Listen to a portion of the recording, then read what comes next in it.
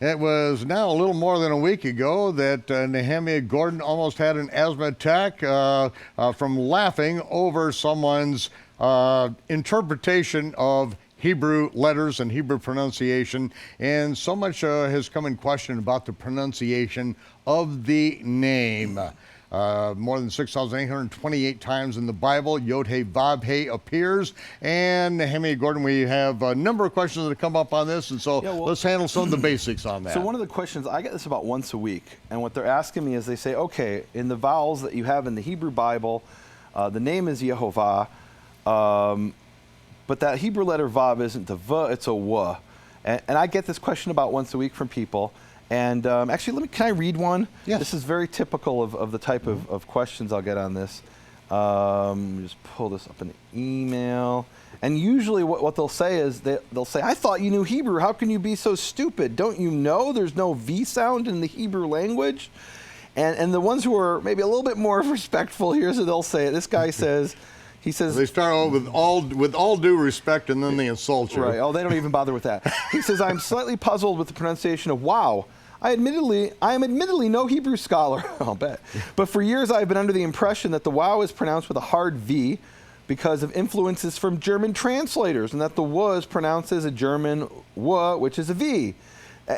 And so here's what they're thinking, that, or the argument is that somehow the pronunciation of the sound V comes from German. And where do they get that idea? It's not as far-fetched as it sounds at first, because many Jews coming from Europe spoke a language called Yiddish. Like my grandmother, who was born in Eastern Europe, she spoke Yiddish as her mother tongue. And Yiddish which actually means Jewish. Yid is a Jew in German. Yiddish is a dialect of German. I'm told it's actually closer to Dutch than it is to German. But it's mixed in 85% German, about 10% Hebrew, and 5% from other languages, Slavic and things like that. So there were Jews who spoke a Germanic language, Yiddish, and you could argue that they were influenced by the German language to lose the V sound in the Hebrew. But let's even back up before that. How do we know how to pronounce anything in Hebrew? How do I know the Hebrew letter mem is really m? Maybe the Hebrew letter mem is really k or duh. How do I know? So what happened is scholars went around the Jewish world in the 1800s, and this is at a time when there were Jews living all over the world without communication with each other, and they documented how they pronounced every letter of the Hebrew alphabet. Aleph, Bet, Gimel, Daled, Hey, all of those were identical. It didn't matter if you were a Jew from Lithuania or a Jew from Yemen or a Jew from the mountains of Kurdistan. They all pronounced Hebrew the same.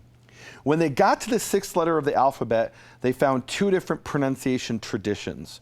Some Jews pronounced the letter as V, as a V in English, but it was a Hebrew letter. And some pronounced it as a W, like a W in English. And I say like a W, it was not a W. I'll get people here, a guy writes to me and he says, but the W only came later. Originally there was just a V. That has nothing to do with Hebrew. The Hebrew language has authentically those two sounds. In the 1800s, some Jews V, some W. In fact, most Jews pronounced it V, not just the German-speaking, Yiddish-speaking Jews, but for example, the Jews of Syria, who had been there since the time of King David, when they read from the Torah, they pronounce the sixth letter of the Hebrew alphabet as V. Now, that's very interesting because when they speak at home to each other, they don't speak Hebrew. When they were at home in Damascus and Aleppo, before they were driven out of there, they would speak Arabic.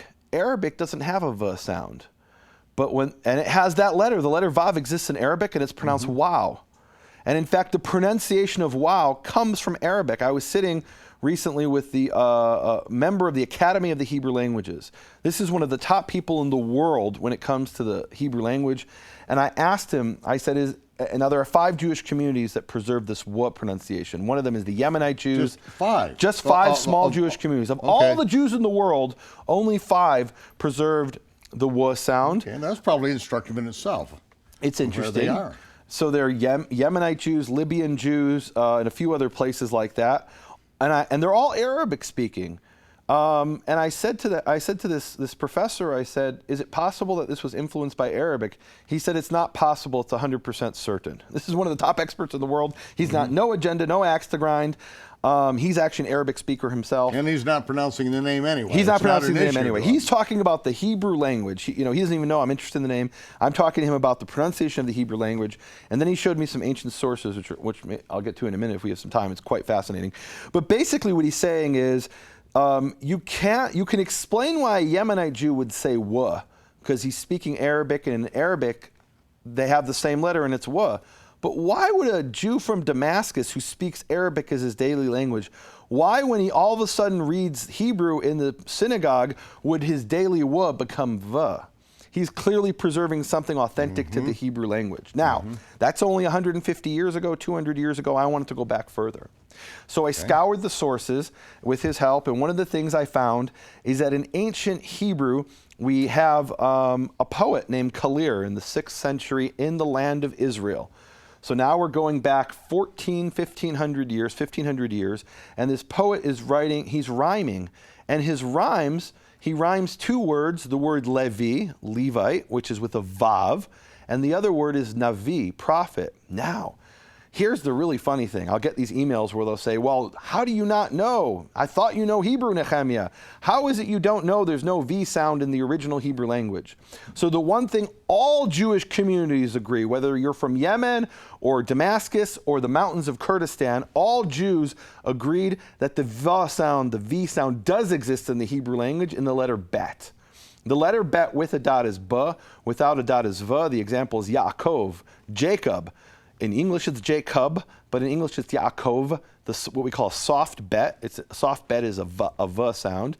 And all Jews agree that that V sound exists in the Hebrew language. The only dispute is about the W versus the V in the Vav, the 6th letter of the alphabet.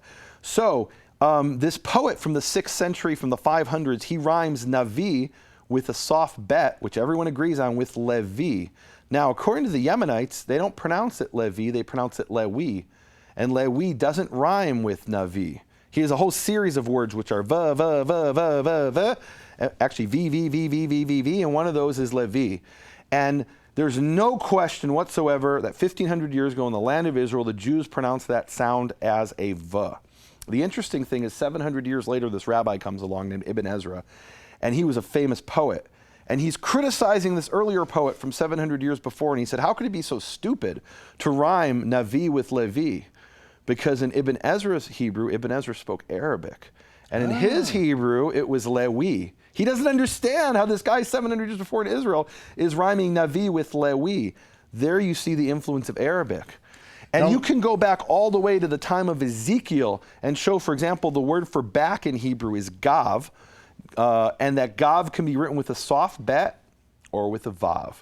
And the only way that can happen is if the soft bet and the vav have the same pronunciation. Now, I need to point out that the reason why you're seeing all this is that Nehemia is not reading English works. The Hebrew works have been translated into English. He is reading these ancient things in handwritten Hebrew. Oh, yeah, these are Hebrew manuscripts. Yeah, well, they'll never be translated in English. There's no point. You can show me a book from 2016 from a guy who doesn't know Hebrew, who thinks that the Arabs are Hebrews, and that's your source. If that's your source, the conversation's over. I'm showing you ancient Hebrew manuscripts. I'm showing you in manuscripts of the Tanakh where they're writing the word gav back, both with a vav and a soft bet. And clearly in the time of Ezekiel, they're pronouncing it that way. So there's no question whatsoever. If you'd ask Ezekiel to pronounce the name of God, he would not have said Yehovah, he would have said YeHoVaH. And there you have it. There it is. Well, that is why I go to Nehemia Gordon when it comes to questions in Hebrew, and especially when dealing with the Hebrew Matthew. There have been so many great revelations that have come out of the ancient Hebrew manuscript, and again, a lot of people say, talk about the ancient Hebrew Matthew. But yet there is no such thing as the Shem Tov Hebrew Matthew manuscript. There are manuscripts. Well, there's 28 manuscripts. 28 manuscripts, and are they all identical? No, they're not. There's no such thing as two identical manuscripts of any ancient document. We have about 5,000, a little more than 5,000 manuscripts of the New Testament. There are over 225 1,000 variations in those manuscripts. Why? Because it is Koine, it's defiled Greek, it's street Greek, and how they used one word in one part of the empire and how they used another Greek word in another part of the empire. We do it in English all the time. A word that is very commonly used in one part isn't found in another part of the United States. We got 8 different ways to describe a hero, a subway, a grinder. I say potato and you say spud, you know. And so I prefer to go back to the original, and that's why we have Nehemia on the program. And we're going to dig into this next time, okay? We got several more questions come up, so we'll be back with more Shabbat Night Live right after this word for our sponsors. The way that all Jews interpret this, and the way it's just so clear, just such fundamental misunderstandings of how the language works.